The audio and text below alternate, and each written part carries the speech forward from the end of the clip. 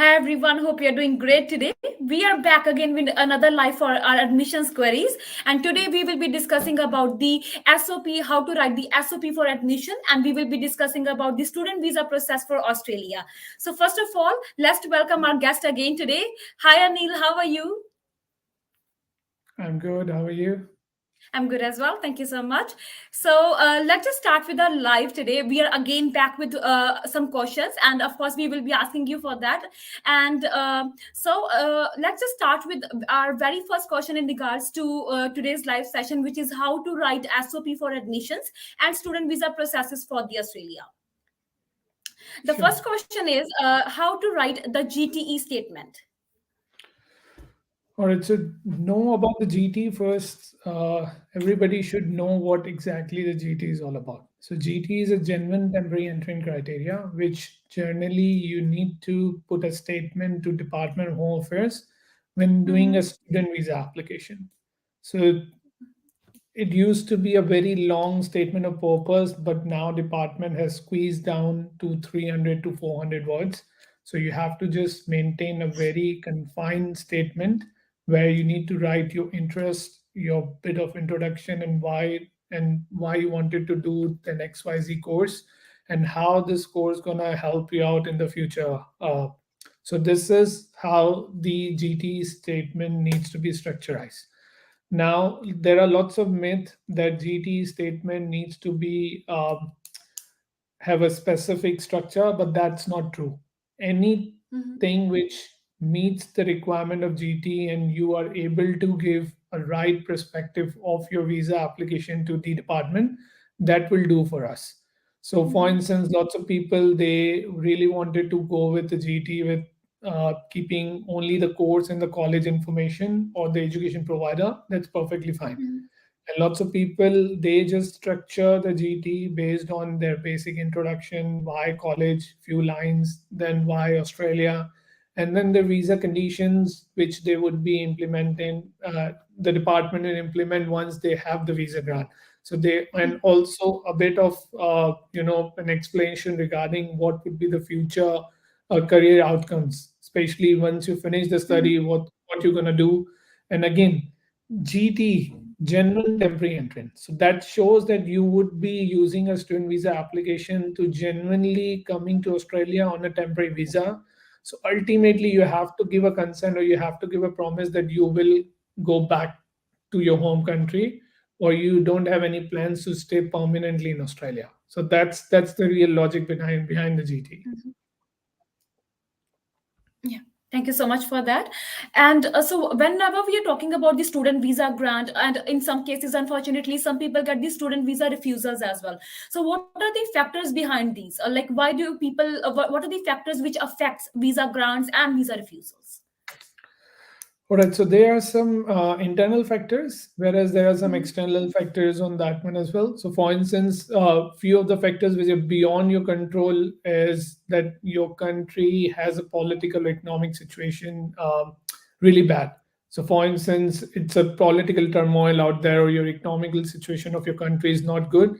That also impacts. So, department what feels like that you have less incentives back home comparatively what but when you're coming to LSU in Australia, because obviously it gives you a career opportunity, financially being strong. So people they feel like they have concerns that they will use the student visa application to apply for any permanent visa. So that's why they refuse the application. The second is your own profile. So, for instance, that is called the internal factor. So, for instance, your profile says that you have a gap of 4 5 years, or maybe you have a gap of 2 years. Yeah. You are married, so Mm-hmm. and then you have lesser IELTS, lesser scores in your year 12 or the last qualification. That Mm-hmm. also really matters. Or in other hand, if you don't have very financial strong background. So technically, you would not be able to survive in Australia on a student visa if you don't have any support, because you cannot Mm-hmm. earn 30,000, 40,000 grand in a year in order to meet your fees expense along with the other expenses. So then what you do, you generally use your student visa in order to work in Australia, and ultimately that is what they don't really want.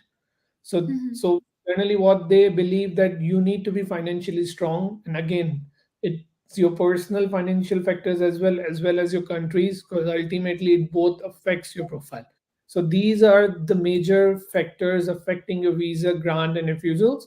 Whereas there is the third and the major uh, what stream you call, that is called the level of your country and the university or the provider. So, for instance, say India or Pakistan, they're level three. So, technically, a student needs to have a level one country, risk college. Now, what the levels are? Department has indexed the providers into three levels, whereas the country has same three levels. So one is the less risk, second would be the moderate risk, and the third one would be the very high risk. And then same goes with the providers as well. So if you get a level one provider and your country is level three, then you divide, so you go into level two. So that is the moderate level. Okay? So that Yeah. way you have better chance to get a visa approval comparatively if you go with a level three. Because if you're level three and get the level three, then average would be three, and ultimately there are a lot of chances that they may refuse the application. So, and the other, on the other end, there are lots of other effects as well, that there are lesser GT requirements, lesser financial requirements, and English requirements. So we can discuss that down the line as well. So these are the important factors that really affect your visa application. Okay, so while we were talking about the factors and you mentioned the word financials, what are the ways that a student can show the a strong financial background basically? All right. So in order to show the strong financial backgrounds, you must have banks. So there are a couple of sources. So sources can be your immediate family, it can be your brothers, sisters, grandparents, and even if you have uncle and aunties who are really supporting you, they can be your financial resources as well. Whereas the third and the foremost is that you take a loan.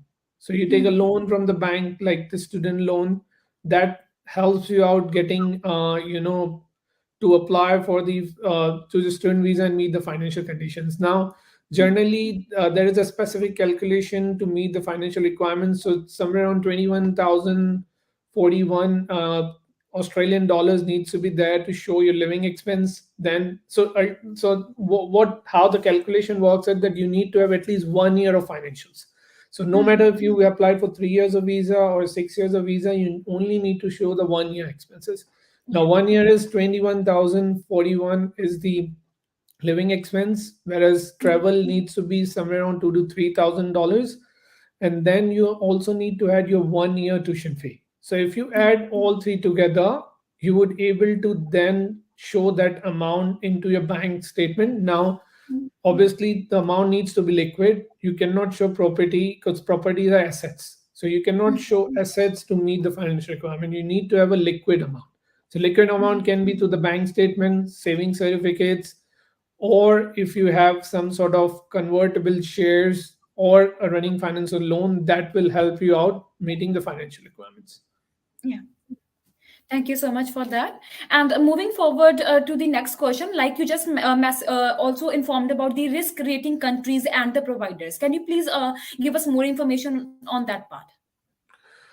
Yes, so generally, what happens, like every quarter, the immigration issues the the indexing. Now, indexing can be checked through the document checklist tool.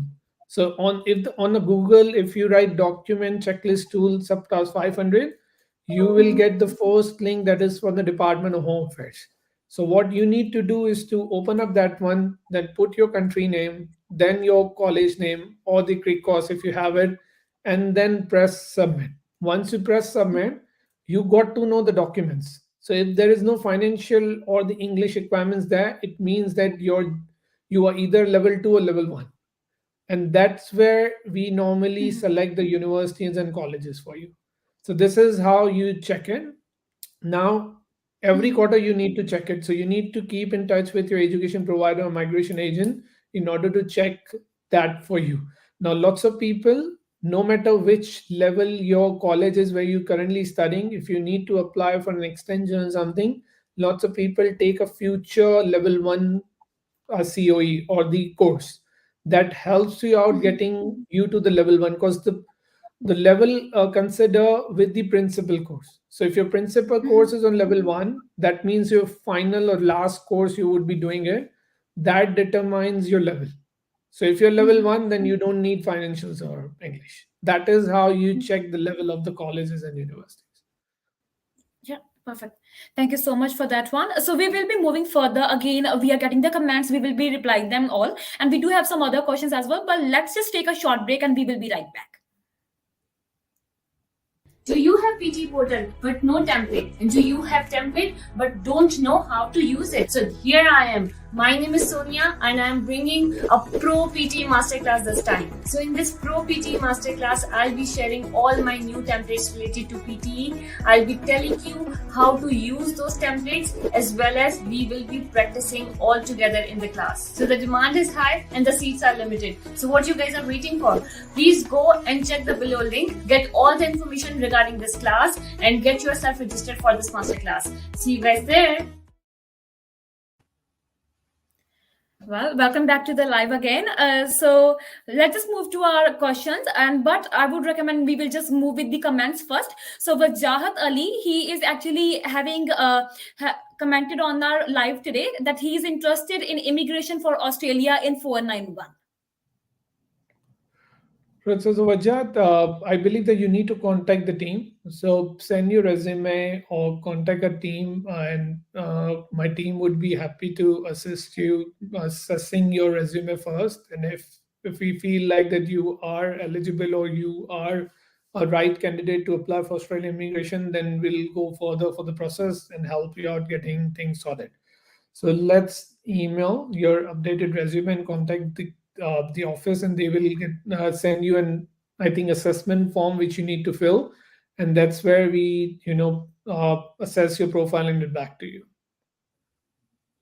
Well, thank you so much for that, Anil. Moving towards the questions again, we would like to know that what are the cheapest level 1 colleges or courses to meet GTE requirement? All right, that's quite interesting. So, as I said, so we'll connect with the previous question you have asked. So, as I said, that lots of people, what they do a future COE to make it level 1.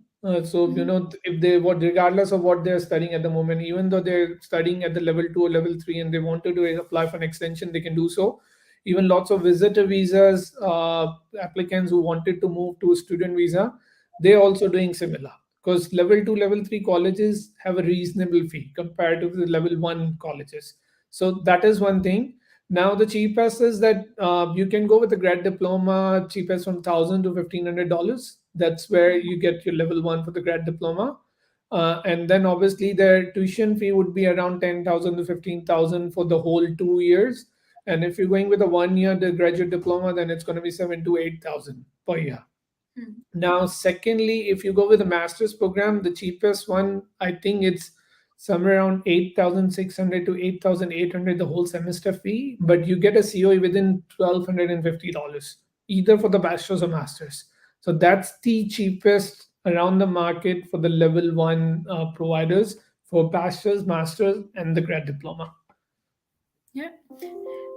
Thank you so much, Anil. I think everyone who wanted to know about how to write the SOP and all about the GT statement, I think most of the things are covered. And if all the viewers who are watching this live today, if you have any further question, you can contact us for your admission or your student visa queries on education@thinkhigher.com.au. That is the email ID, or you can give us a call on 0435600610.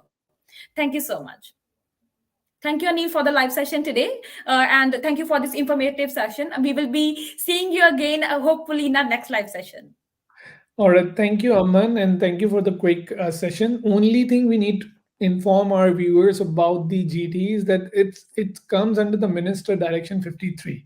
So lots of people, generally once they get the refusal or they want to meet the Minister Direction 53, then it's pretty much the GT which we have discussed today. So it's pretty much the same thing. And even if lots of people say you need to write a statement of purpose for the visa application, that is also called a GT. So they all have a same term. It's just the matter Mhm. that some are more legal or legalized terms, and more are more common terms which we use. All are three are same. So you need to ensure that at least you're using the same format in order to submit your GT or statement of purpose or Minister Directions 53 explanation. Yep, Mhm. and all the best to our viewers, and thank you so much for hosting this, Aman. And yeah, we'll come with the next live, and then we'll have more information for them. Yeah, Yeah, thank you so much. thank you. Do you have PT portal but no template? And do you have template but don't know how to use it? So here I am. My name is Sonia and I am bringing a Pro PT Masterclass this time. So in this Pro PT Masterclass, I'll be sharing all my new templates related to PTE. I'll be telling you how to use those templates, as well as we will be practicing all together in the class. So the demand is high and the seats are limited. So what you guys are waiting for? Please go and check the below link, get all the information regarding this class, and get yourself registered for this masterclass. See you guys there.